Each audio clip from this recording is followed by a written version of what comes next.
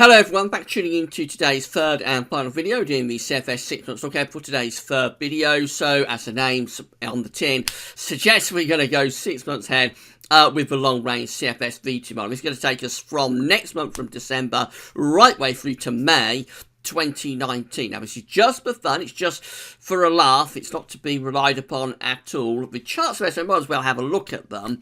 But don't think that anything that you see in this video beyond sort of a couple of months out has any real scientific merit to it. It's just a heads up, a snapshot of what CFS V2 model is showing this month, November 2018, for the next 6 months. Been a busy day at website again today, so we released a weekend forecast earlier on today, so that's taking us through next week, and there's be some cold weather on the way. Have a look at that, and also done the week to 10-day video update as well. That video is here on the homepage. Just scroll down a little bit and you'll find it above the snow desk section of the homepage of Gaz Weathers. It's going to be a very busy day tomorrow, so I'll talk you through that at the end of the video. But for now, let's get on with this month's CFS 6 Month Look-Ahead. So I'm going to start off with the 700 millibar height anomalies for December. So this is just 1 month away. If everything is working correctly, then December should be the most reliable part out of all of this. So what Molly's doing for December, it's placing an area of below average heights just to the west of the UK, and a bit of a westerly flow coming through there. Now you'll see this big white area up here. I'm not sure what's going on up there. There may be some sort of northern blocking that Molly is not yet picking up on for December. If there is northern blocking, if there is high pressure up there, then of course that will force colder air into this trough. But as it goes, this is a relatively mild signal, I would have thought, for December, with low pressure in the Atlantic bringing through those west or southwesterly winds. This is how January is only just 2 months away. So again, hopefully, there's a little bit of reliability in this part of the video. The 700 millibar height anomaly for January places below average heights over to the east of the country. There's above average heights down to our south-southwest, but they are quite weak. And so this could potentially be a coldish month. Again, all of this white going on up here, a bit of a question mark about what's happening there, but we could potentially have some high pressure in this area. So if we got some high pressure up here and maybe going down to here, it will explain why this trough is kind of centered over Scandinavia, really. So we could be pulling down some colder air into that trough of low pressure in January, but it would depend, of course, whether we have actually got that blocking signal or not. So again, a little bit dubious about what's happening there, but potentially something a little bit colder coming along in January. This is February, month 3, so now reliability is tumbling. This looks very different. It's showing above average heights across central parts of Europe and also ridging up to Scandinavia. Below average heights stuck to the south of Greenland. There's a ridge down around the Azores as well. So we've got a westerly flow coming through here, but it is meeting this area of high pressures to our east, and that's probably dragging up some quite mild air from the south. So this could either be dry and mild, or it's unsettled and mild. But one thing we can say for this month is that February is looking potentially like a very mild month indeed. Whether it's wet or dry, it does look as though February could be very mild. More changes as we go through to March. So now we're at month 4, so this really is in the realm of being just for fun. But for March, we've got above average heights being signalled to the north. Finally, we see some yellow and red colours beginning to appear up here. Below average heights as a trough within the 700 millibar flow centred over and to the east of the UK. Again, potentially this is a fairly unsettled month, and again we could be pulling something colder down into that trough. Again, it would depend on the strength of the northern blocking, but certainly March does look as though there's a lot more northern blocking going on with all of these red colours here that we see over the Arctic and also pushing down into green. So the potential for a cold sort of start to the spring is there, depending on how the blocking plays out. This is April, month 5, so again, very much just for fun. This one has above average heights to the south of Greenland, below average heights over and to the east of the UK again. So this is a semi-regular theme in both January, March and April, this idea of a trough being over or a little bit to the east of the UK. So again, rather unsettled potentially for April, possibly pulling down some colder air or some cooler air into that trough of low pressure. Maybe a bit of a few hints of a slightly delayed spring here for March and for April. But then we get through to May, and this looks quite nice for May. We've got above average heights around Spain and also ridging into central parts of Europe, below average heights down there. So a more settled and potentially warmer month, I would have thought, in May. That's 6 months away, though, so the most unreliable part of all of this.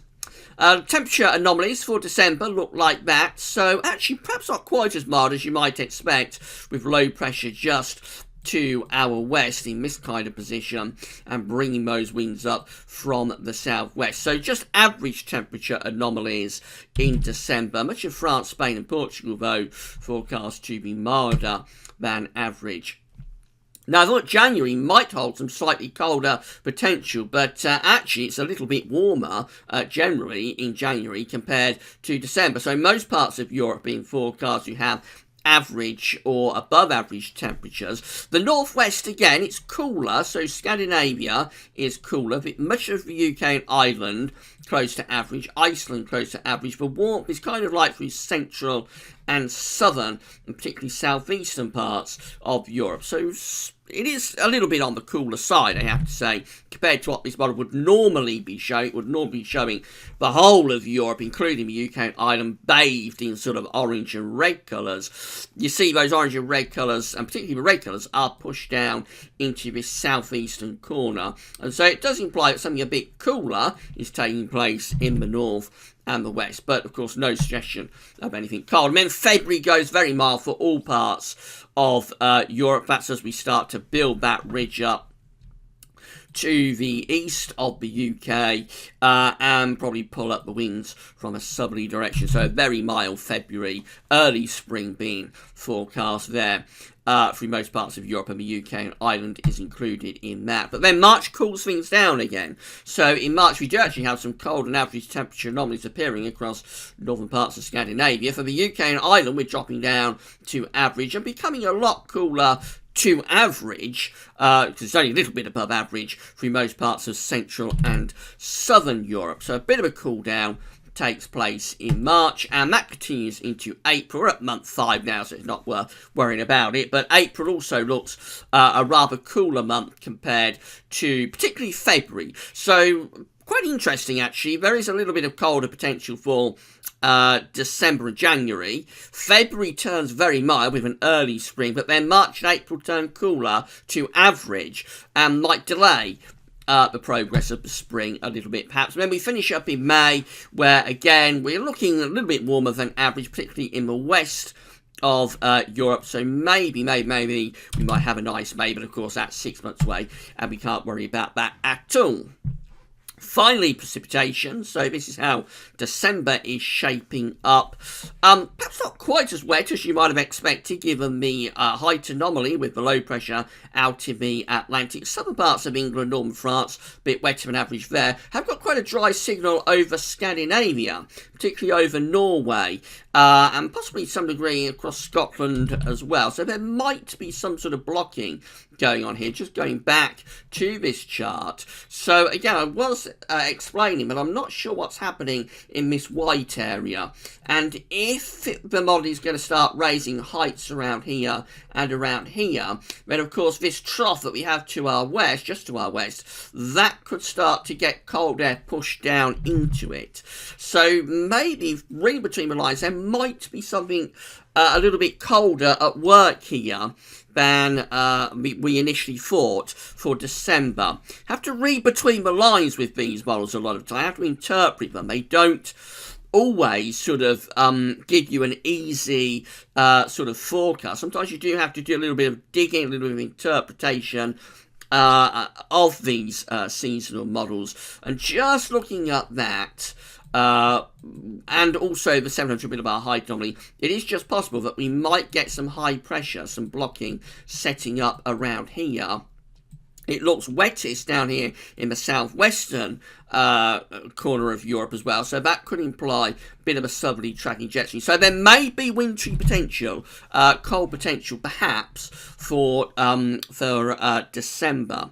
We go through to January. It looks very unsettled in January. Remember, the trough of low pressure is sort of centred over and also a little bit to the east of the country. Jet stream's probably down here, so wetter than average through most of Europe, and the UK is included in that, and Ireland, and also maybe a little bit of colder potential. I still think there is a little bit of cold potential for January. February looks like that. It's a very mild month with high pressure building across central parts of Europe, so it's going drier there through central Europe. The wind is pushing up from a southerly direction. Near normal precipitation for most of the UK, but still a bit wetter than average for Ireland. March looks unsettled, so again we see that many parts, particularly England and Wales and Ireland, also France, down to Spain and Portugal, looking rather unsettled there with above average precipitation. Above average precipitation for southern parts of Scandinavia, but very dry across Norway. So again, possibly the hints there of the northern blocking and over towards Iceland too, which sends the jet stream down there. So after a spring-like February, maybe hints of a wintry March. April also looking unsettled, so some useful rain to come this spring, if this is right, but of course it's too far away, have any confidence in it whatsoever. But it would be useful rainfall through the spring that we see there with above average precipitation for the UK, for Ireland, for much of Northern Europe as well. And then we finish up in May looking drier than average for France, Spain and Portugal, so that's where the high pressure is ridging. Precipitation for the UK and Ireland is near normal, but I think there is the potential for something quite warm and pleasant to occur in May, if it was to all pan out as the model is showing. That's a big if, of course, because it's 6 months away. So let's come back to the next 3 months, which is kind of like the winter. And it does look as though the CFS is going for a rather changeable winter. So December is forecast to be quite unsettled. There's a trough of low pressure centred in the Atlantic. There is a question mark about what's happening to our north, what's happening around Scandinavia, what's happening around Greenland and Iceland. If we get northern blocking there, then there is wintry potential for December.